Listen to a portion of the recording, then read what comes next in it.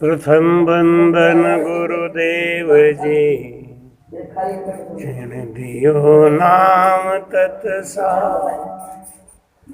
द्वितीय वंदन राम जी, जा मेट्या भरम विकार। तृतीय वंदन सब संत, अनंत कोट जन जाके पद रज परसता। संतर भक्ति भक्त भगवंत गुरु चतुर, जिनके पद वंदन किया नाशत विघ्न। अनंत से दरियाव जी महाराज ने, सदगुरु सुखराम जी महाराज ने, सदगुरु युक्तिराम जी महाराज ने, सदगुरु स्वामी श्री कुशाल दास जी, स्वामी जी श्री माधव दास जी, संत श्री ज्ञानेश्वरी, गुरुदेव आपके दिन दिन हो महाराज, दिन दिन हो गुरुदेव आपके दिन दिन हो महाराज, आपके दिन दिन हो। मैं जन्म जन्म का भटका हूँ, मैं जन्म जन्म का भटका हूँ। मुझे अपनी शरण में रहने दो, मुझे अपनी शरण में रहने दो। गुरुदेव के दिन दिन हो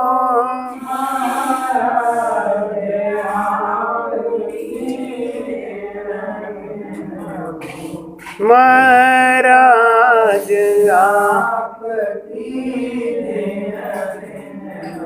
पूर्व जन्म में भगति रे भजन कयो भरपूर। जे निपजे सुख राम कहें, मिलत चढ़े मुख नूर। बोलो राम। महाराज कहते हैं भक्ति कौन करेगा? जिसने पिछले जन्मों में भक्ति करी है वही करेगा। ये सूरवीर की भक्ति है। लेकिन जिसके पिछले जन्म के भक्ति का अंकुर नहीं है वो करेगा, लगेगा, लेकिन हट जाएगा, फिर करेगा, लगेगा, हट जाएगा। ये नियम चलता रहता है। धीरे धीरे धीरे धीरे कई जन्म शुभ कर्म करे तब उपजे भक्ति अंकुर। ता पीछे कई जन्म लग भजन करे भरपूर। भजन करे भरपूर ज्ञान तब घट में होई। कई जन्म लहे ज्ञान तबे अनभे कह कोई। ये एक जन्म की भक्ति नहीं है और एक जन्म में होता भी नहीं। सूरवीरता कब आती है? सूरवीरता अगर हमारा पिछला प्रारब्ध है तो हमको वो करने, आराम करने ही नहीं देगी। नहीं, जैसे आपकी माता जी है ना, इनको अगर तबीयत ठीक रहे तो ये आराम कर नहीं सकती। ये एकदम पक्की बात है। परेशानी में तो घसीटती हैं, लेकिन अगर ठीक हो तो किसी का इंतजार ही नहीं करती। फिर तो सब अपने आप, क्यों?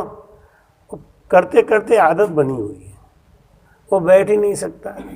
ऐसे ही जिसको पिछले जन्म का कर्म नहीं है उसको तुम बुला बुला के भक्ति कराओ, बुला बुला के भक्ति कराओ, वो नहीं करेगा और बहाना बना लेगा। देखो अभी संक्रांति के दिन क्या कम ठंडी थी क्या?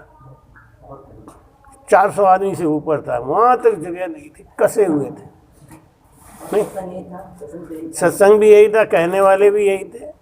वाणी जी का पाठ भी वही था, दिन बदला हुआ था, संक्रांति पर्व की बात थी और ये साप्ताहिक बात है। लेकिन महाराज जी एक बात कहते हैं ना, और जैसे अब आप लोग भी उस दिन भी आए थे, आज भी आए हो, इसका क्या मतलब? ये प्रारब्ध है।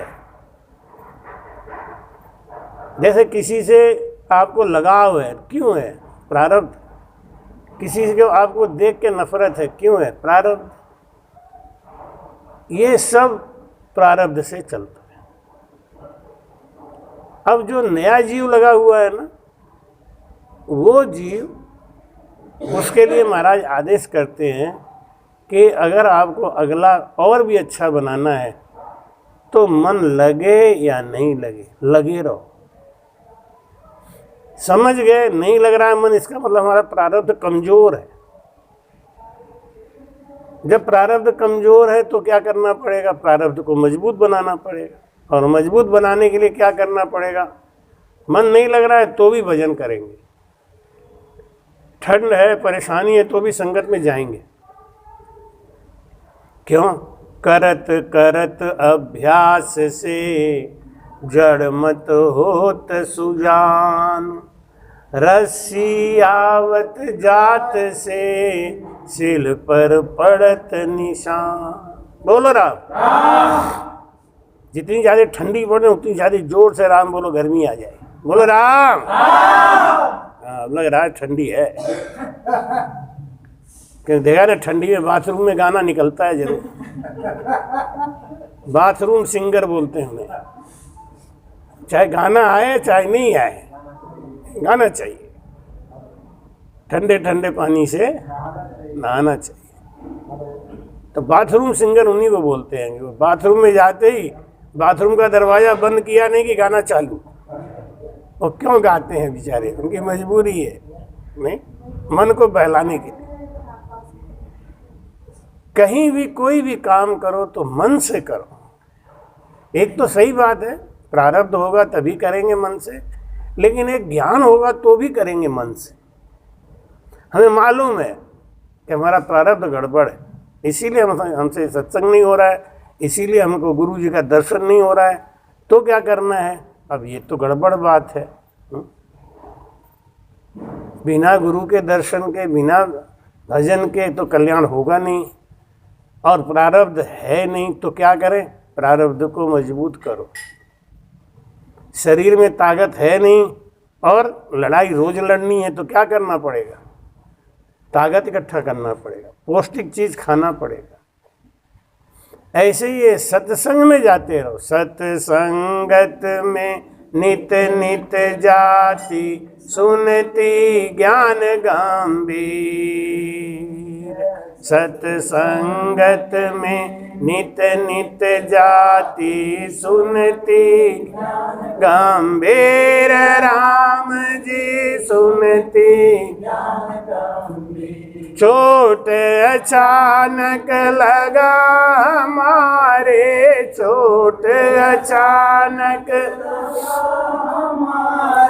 दिया कलेजा चीर रे। मत पूछो हाल हमारा, हमारे लगा सबद रोटी, मेरे लगा सबद को तीर, मारे लगा सबद को तीर रे। मत पूछो हाल हमारा, मारे लबद रोती रे। मत पूछो हाल हमारा, मारे लगा सबद रोती। सत्संगत में नित नित जाति, सुनती ज्ञान गंभीर।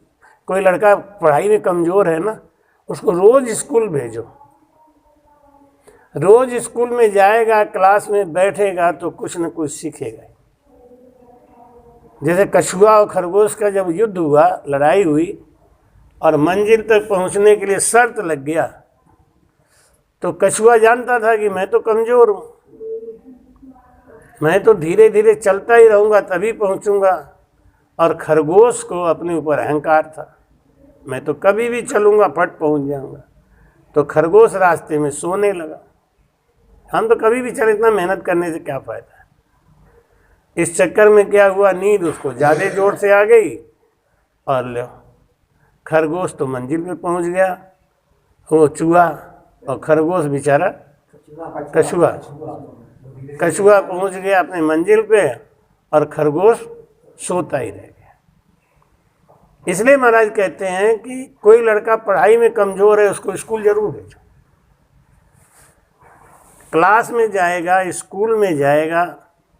मेरा अनुभव है, मेरे क्लास में एक लड़का था, बहुत कमज़ोर था, लेकिन वो स्कूल रोज़ आता था। चाहे कितना भी हम लोग जरा सा भी मौसम ख़राब हो जाए तो हम लोग सवेरे उठ के ना इंद्र भगवान को गाली देते हैं। क्यों? कि गुस्सा हो जाएगा तो पानी बरसाएगा, पानी बरसाएगा तो छुट्टी हो जाएगी। और वो उससे पूछते, क्यों अवधेश स्कूल जाना है? हाँ हम तो जाएंगे, तैयार हो गए। ले, जाड़ा ठंडी गर्मी, पढ़ने में तेज नहीं था, कमज़ोर ही था, लेकिन वो कभी फेल नहीं हुआ। पासिंग मार्क ले ही आता था। लोग बड़े आश्चर्य, मास्टर भी आश्चर्य करते, ये इतना गधा है, पासिंग मार्क कहाँ से लाता है? ले आता था। क्यों? रोज़ सुनता था ध्यान से, वो जानता था बेचारा कि हमको बुद्धि कम है। जब आदमी ओवर कॉन्फिडेंस में आ जाता है कि हम तो भजन करेंगे, हम तो पार हो जाएंगे, हम तो ये हो जाएंगे, वो आदमी फेल हो जाता है। परमात्मा से डरना चाहिए, पहली बात। दूसरी बात, कोई भी काम करो ना तो सुख से करो, आनंद से करो, जोर से करो, कस के करो। क्यों? उसमें सुख है, उसमें आनंद है। ऐसे ही महाराज कहते हैं कि और सकल विद से ली वो साधो, और सकल विद से ली वो साधो, भक्ति का काम करारा हो, भक्ति का और सकल विधि शैली, संसार का सब काम सरल है। ये भक्ति करना बहुत कठिन है, बहुत ही कठिन है। और खास करके केवल ज्ञान की भक्ति, ये तो ब्लैंक चेक समझो। जैसे आदमी मजदूरी करता है ना, तो शाम को उसको पैसा मिल जाता है तो उसको खुशी होती है। लेकिन ये भक्ति, केवल भक्ति, ये चेक है, ये पैसा नहीं मिलता, चेक जमा होता है। और चेक पे तो आप जानते हो कितना भी पैसे का लेन देन कर लो समझ में नहीं आता। 2 करोड़ का कर लो, खाली कागज पे लिखना ही तो है। ऐसे ही ये केवल भक्ति है। इसको करने के लिए, ओ भाई जी इस पे बैठ जाओ, इस पे बैठ जाओ, बैठ जा, ठंडी लग जाएगी, फर्श पे बैठ जाओ। हम उसको फैला लेती, मोड़ के करके।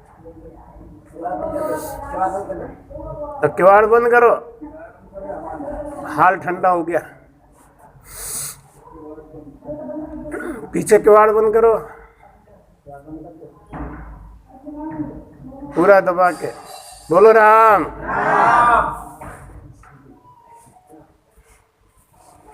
अगर हमारा मन भक्ति में नहीं लग रहा है, हमारा मन भजन में नहीं लग रहा है, इसका मुख्य कारण है हमारा प्रारब्ध कमज़ोर है। जब हम गरीब घर में पैदा हुए हैं तो हमको परेशानियां होंगी, तो उसके घर के लड़के को सोचना चाहिए कि हमको मेहनत से पढ़ाई करनी है। अब देखो ना, गरीब घर में लड़के डॉक्टर बन जाते हैं, इंजीनियर बन जाते हैं। एक माँ है, मेरी शिष्या है, वो अपने बच्चे को सिलाई कर करके और सीए करा दिया। लड़का सीए, बोरों में नोट भरता है। हमारे पास जब आए मिलने के लिए तो उनकी माँ अपनी पूरी कथा बताने लगी कि महाराज मैं दूसरों से मांग के कपड़े लाती, दे दो हम तुम्हारे सिल के दे देंगे। वो कहती मुझे तो कल सवेरे चाहिए, हम सवेरे दे देंगे। धीरे धीरे उसने मार्केट में अपनी पोजीशन पकड़ ली, बात की पक्की। तो जिसको अर्जेंट करना होता वो उसी को पकड़ते। और दिन रात एक करके वो उसका वचन पूरा करती। धीरे धीरे उसके यहाँ खूब आने लगा सामान, तो उसने मशीनें खरीदी, 2-4 लड़कियों को रख लिया और आज अपने बच्चे को सीए करा दी। अब आराम से बैठी है। अब बच्चा उसको सिलाई मशीन छूने भी नहीं देता। कहती है इसी से तो तू पढ़ा है। तो जब हमको मालूम है कि हमारा बैकग्राउंड, हमारा जड़ कमज़ोर है, तो हमको मेहनत करना चाहिए, जिससे कि जो परेशानियां हमने झेली हैं वो हमारे बच्चों को ना झेलना पड़े। हम तो झेल लिए। ऐसे जब हमारा भक्ति में मन नहीं लगता, भजन में मन नहीं लगता, भजन नहीं होता, तो हमको खूब भजन करना चाहिए, विरह करना चाहिए, रोना चाहिए। इसको अपने जीवन का एक अंग बना ले। महाराज कहते हैं क्या कि मन रे करडी बिना सब कांची, मन रे बिना सब काची, लल फल माई नहीं फलदायक,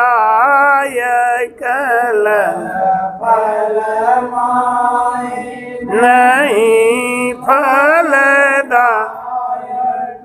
कहाँ बुरी कहाँ आची, मन करडी बिना सब काची,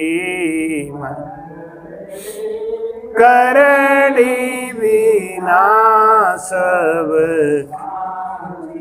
बोलो राम। करडी बिना सब काची मतलब कोई भी काम अगर मन से नहीं करते हो आप तो धोखा खा जाओ। नहीं, अगर ईंट भी उठा रहे हो और मन से नहीं उठाया, हाथ से छूट गया तो पैर पे लग जाएगी। इसलिए कोई भी काम करो तो निज मन से करो।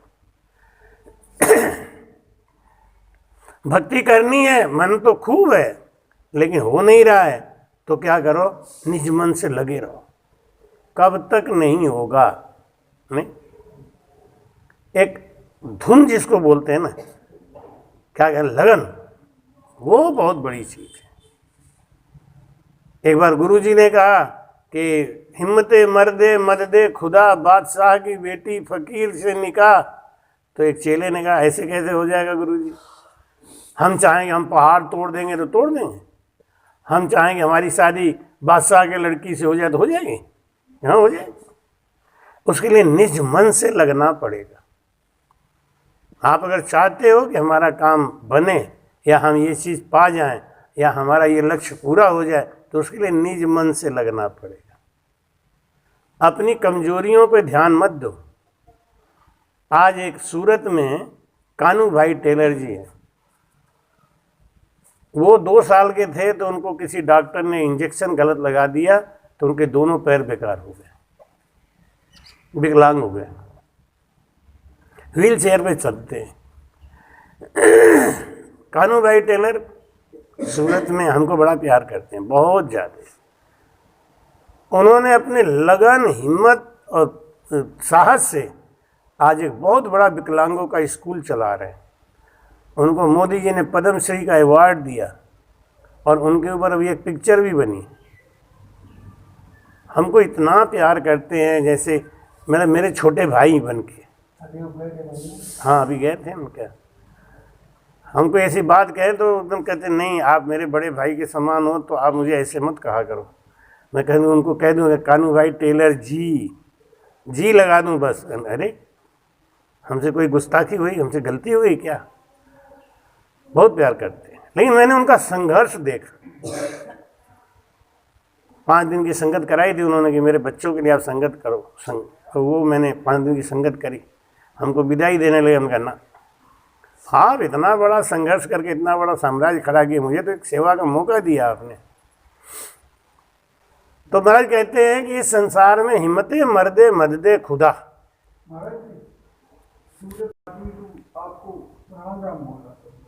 सूरत वाले सेठ जी, दामोदर जी से। अच्छा, राम राम।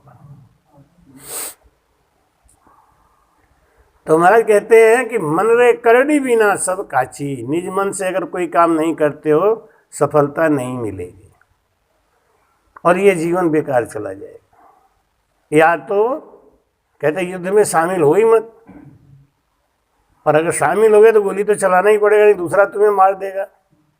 हाईवे पे गाड़ी चला रहे हो और धीरे धीरे चलाओगे तो पिछला वाला ठोक देगा, नहीं। अब जब जीवन क्षेत्र में उतर ही गए हैं तो अब हार मत मानो। मन रे करड़ी बिना सब काची, लल फल माय नहीं फलदायक, कहाँ बुरी कहाँ आछी। चोरी करने भी जाओ, चोरी करने का भी धंधा है ना, उसमें अगर आपको निपुणता नहीं है तो आप पकड़ लिए जाओगे, नहीं। भाई कहते भजन करे तो करे करारो, दास भाव शुद्ध होई में।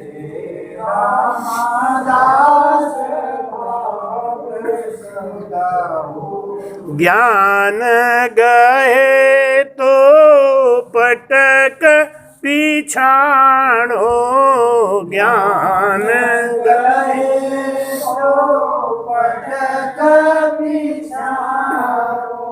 निरभय मत ले जोई, मन रे करड़ी बिना सब कांची, मन रे करड़ी बिना सब कांची। भजन करें मां, भजन करने का मन है, आगे तरक्की करने का मन है तो मन की कामनाओं को हटा दो, बदले में कुछ नहीं चाहिए। जब तक हम बदला चाहेंगे तब तक हमको सफलता नहीं मिलेगी। क्यों? आधा मन तो हमारा फल के ऊपर टिका रहेगा, फल मिलेगा कि नहीं मिलेगा इस पे मन टिका रहेगा तो भजन ही नहीं हो। हमें भजन की इच्छा को ही छोड़ना है। परम मोक्ष जाएंगे, मोक्ष जाएंगे, 10वां द्वार खुलेगा नहीं खुलेगा, क्या होगा ये तो वो जाने, हमें तो भजन करना है, बस मंजिल पे चलना। चेले को गुरुजी ने कहा कि बिल्कुल सही बात है, मन में इच्छा रखोगे तो पूरी हो जाएगी। अब उसने सवेरे से यही कहना चालू किया, हिम्मते मर्दे मददे खुदा बादशाह की बेटी फकीर से निकाह। 1 दिन हो गया, 2 दिन हो गया, लोगों ने जाके राजा से कही, राजा साहब आपने अपने लड़की की शादी वो फकीर से बोल दिया है क्या? कि नहीं तो। अरे वो रोज चिल्ला रहा है, आपकी बड़ी बदनामी कर रहा है। बादशाह ने कहा बुलाओ उसको। बुलाया, देखा फकीर है तो थोड़ा शांत हो गया। उन्होंने कहा बाबा मैंने तुमसे कब कही कि हम अपनी बेटी की शादी करेंगे? तो बाबा जी बोले कहे नहीं हो लेकिन कहोगे, करे नहीं हो लेकिन करोगे, कहे नहीं हो लेकिन कहोगे। अरे क्यों कह देंगे, और दिमाग खराब है? तेरे जैसे फकीर से हम शादी करेंगे अपनी बेटी की? क्या आपको करना ही पड़ेगा, करना पड़ेगा, हाँ करना ही पड़ेगा। तो बादशाह ने कहा तो ठीक है कर देंगे, जाओ 1.25 मन हीरा ले आओ, 1.25 मन हीरा लेके आओ, शादी कर देंगे। अब उसने आगे अपने गुरुजी से, गुरुजी 1.25 मन हीरा कहाँ मिलेगा? तो बहुत ज़्यादा है ना, नौकरी करेंगे तब तो थोड़ी मिलेगा। कि बेटा मेहनत बहुत करना पड़ेगा, मिल तो जाएगा। जैसे ध्रुव को नारद जी बोले, ध्रुव बोले मुझे भगवान से मिलना है तो कैसे मिलेंगे? तो उन्होंने कहा मिल तो जाएंगे लेकिन मेहनत बहुत करना पड़ेगा। क्या मेहनत की चिंता छोड़ो, क्या करना पड़ेगा वो बताओ। तो उन्होंने कहा कि 6 महीने तक अन्न छोड़ दो, 6 महीने तक जल छोड़ दो, 6 महीने तक श्वास लेना भी छोड़ दो, तब मिलेंगे। और किया ध्रुव ने। गुरुजी ने कहा बेटा मेहनत बहुत करना पड़ेगा। कि क्या करना पड़ेगा वो तो बताओ। कि रत्नाकर है समुद्र, रत्नों का खान है, 1.25 मन करोड़ हीरा लेना चाहो तो ले लो। उनके पास तो बहुत हीरा है लेकिन उनको लेना पड़ेगा। तो क्या कहाँ है? उनके अंदर है। अच्छा तो मैं समुद्र को ही सुखा दूंगा, हमें क्या। अब वो भोला जीव जाके समुद्र का पानी उठा उठा के फेंकने लगा। अभी आप लोग जगन्नाथपुरी में आनंद लिए ना समुद्र का, हैं? तो आप बताओ, इतनी ऊंची ऊंची लहरें उठती हैं, उनको कोई सुखाना चाहे कि हम सुखा देंगे क्या? आदमी सोच के ही पहले लहर देख के ही भाग जाएगा। वो लग गया, खाना पीना छोड़ दिया। ये है लगन की बात है न्यारी, कटारी से करारी। लगन होनी चाहिए ना। अब क्या हो जाएगा तो हो जाएगा, नहीं हो जाएगा कोई बात, इतनी ठंड में कौन मरेगा जाके बिना बात के, छोड़ो। तो भजन नहीं होगा। खाना पीना छोड़ दिया, पानी भी छोड़ दिया, पानी फेंकना चालू किया। समुद्र ने देखा ये पागल है कि आदमी है, कल से खाना भी नहीं खाया, पानी भी नहीं पिया, ऐसे तो मर जाएगा ये बेचारा। तो समुद्र बाहर आया, अपना स्वरूप बदल के बाबा का। मैं बेटा ये कर क्या रहे हो तुम? कि बाबा समुद्र सुखा रहा हूँ। ये समुद्र कैसे सूखेगा रे? इधर से पानी तू फेंक रहा है, इधर से फिर समुद्र में ही जा रहा है, तो सूखेगा कब? ये सूख जाएगा, आज नहीं सूखेगा कल सूखेगा। इस जन्म में नहीं सूखेगा, अगला जन्म लेके आऊँगा तब सुखाऊंगा, सुखाऊंगा जरूर। मैं हिम्मत नहीं छोड़ सकता। अरे तो करना क्या चाह रहे हैं? मुझे 1.25 मन हीरा चाहिए इनसे, ज़्यादा नहीं चाहिए, 1.25 मन हीरा चाहिए। दे देंगे तो हम खाना पीना खाएंगे, नहीं देंगे तो ऐसे ही मर जाएंगे। और दिल से कह रहा था, लाऊ जाऊ नहीं कह रहा था, बहकावा मामला नहीं। समुद्र ने सोचा ये मानेगा नहीं। अगला लहर में खड़ाक से लहर आई, उसमें 1.25 मन हीरा कड़कड़ कड़कड़ कड़कड़ पूरा। कर ले, बटोर ले बेटा, देख समुद्र ने तुम्हारी आवाज़ सुन ली। उसको इस बात पे घमंड नहीं हुआ।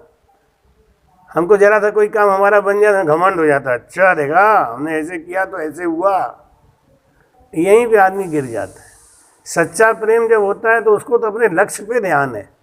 1.25 मन हीरा समुद्र ने फेंक दिया, उसका कोई क्या दिक्कत है? वो फेंक दिया तो फेंक दिया, लेके अपना गट्ठर बांध के चिल्लाने चालू कर दिया। हिम्मते मर्दे मद दे खुदा, बादशाह की बेटी फकीर से निकाह। राजा को खबर मिली, फकीर फिर चिल्ला रहा है। राजा ने पकड़ के बुलाया, पकड़ जरा, तुमको मैंने कहा था ना 1.25 मन हीरा लेके आना, तब ये बात बोलना। ले आया तो? कहाँ ले आया? कहाँ है? हेलो, एक बोरा हीरा भर के लाया, पटक दिया। ही भगवान, ये कहाँ से ले आया? ये तो हमसे भी ज़्यादा अमीर है। फिर सोचा ये फक्कड़ बाबा हैं, इनसे एक काम और बना लो। राजा ने कहा देखो फकीर साहब, आपने हमारी शर्त पूरी कर दी, शादी तो हम करेंगे, लेकिन एक काम मेरा और कर दोगे क्या? हमारा सबसे बड़ा दुश्मन है हेतम। हेतम का सर काट के ले आओ, फिर मैं निश्चिंत होकर राज करूंगा। मेरा सबसे बड़ा दुश्मन है। कौन है ये हेतम? वो राम से नहीं है, उसकी माँ भजन करती है और हेतम भी भजन करता है।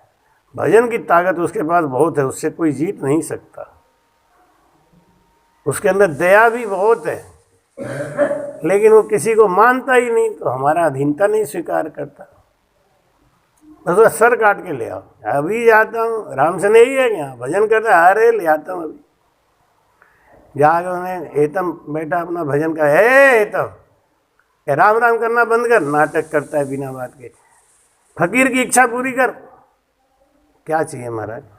अपना सर काट के दे। बाबू जी क्या करोगे सर का? आप फकीर आदमी हो, खाने पीने की चीज़ मांगो, और चीज़ मांगो, कपड़ा लत्ता मांगो, हमारे सर का क्या करोगे? कि शादी करूंगा मैं बादशाह की लड़की से। अच्छा तो महाराज आपकी शादी की बात है तो मैं दे दूंगा काट के, लेकिन ये शरीर हमारी माँ का अमानत है। एक बार मेरी माँ से पूछ लेने दो। जाओ पूछ के आओ। जाके अपनी माँ को बोला, नूरा को, हे माता मेरे पास एक फकीर आया है, फकीर को मेरे सर की ज़रूरत है। अरे तो तूने तो मेरा खून लजवा दिया, फकीर की सेवा करने में इतना देर, तू मेरा अच्छा पूत नहीं है। जैसे ही उन्होंने कहा तो उसको गर्दन काट के दे देना चाहिए था कि लेकिन माता वो कह रहे हैं कि मुझे शादी करने के लिए चाहिए, तो शादी कर ले जाके। तो पूरी बात बताई कि राजा ने पहले 1.25 मन हीरा मंगाया, अब वो सर काट के मांग रहा है। तो उसने कहा कि इसका मतलब राजा कपटी है, तुम चलो मेरे साथ। हाथ पकड़ के ले आई, ला के फकीर को पकड़ा दिया कि ले महाराज, ये हमारा बेटा है, आप ले जाओ, इसका गर्दन राजा के सामने काटना। क्यों? राजा कपटी है, आप कहीं से काटोगे वो कहेगा नहीं तुम गलत काट दिए, अब शादी नहीं करूँगा। यहाँ से काटते तो करता, राजा को ही पकड़ा देना, तुझे जहाँ से काटना है वहीं से काट ले। अब हेतम जैसे महाराज का हाथ पकड़ के, और वो फकीर आया, उसने आके कहा राजा देख ये है तेरा दुश्मन हेतम। राजा कांपने लगा, ही भगवान, फकीर है कि बवाल है, ले जहाँ से मर्जी आए वहाँ से काट ले तो इसका गर्दन, लेकिन पहले लड़की को बुला। लड़की को राजा ने आवाज़ दी, बेटा आ जाओ, बाबा को वरमाल पहना दो। लड़की जयमाला लेके आई पहनाने के लिए, फकीर हंसने लगा, अरे राजन मैं क्या करूँगा शादी, मैं तो अपने गुरु महाराज के वचन की परीक्षा ले रहा था, क्या सचमुच हिम्मत करने से सब कुछ हो सकता है? और ये मैंने देख लिया, अगर तुम इससे शर्त मेरी पूरी करना चाहता है तो ये जयमाल हेतम के गले में डलवा दे। जिसका गला काटने के लिए तू बुलाया था उसके गले में अपनी लड़की से बरमाला डलवा दे, तुम्हारा जन्म जन्म का बैर छूट जाएगा। और राजा ने अपनी लड़की की शादी हेतम से करा दी। तुम्हारी कहते हिम्मते मर्दे मद दे खुदा, आदमी हार के बैठ जाता है ना, वो जीवन में फेल हो जाता है। भाई कहे भजन करे तो करो रे करारो, दास भाव सुध होई मेरे राम दास। ज्ञान गए तो पटक पिछाड़ो, ज्ञान गए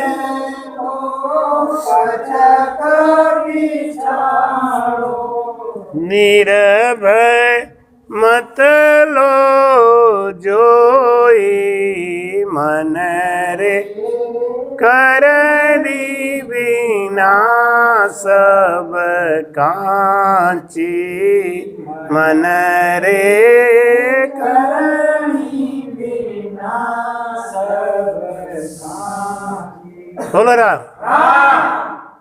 भजन करे तो करो करारो, मन लगे या नहीं लगे। भजन में मन लगे तो भी ठीक, नहीं लगे तो भी ठीक, लेकिन करते रहो।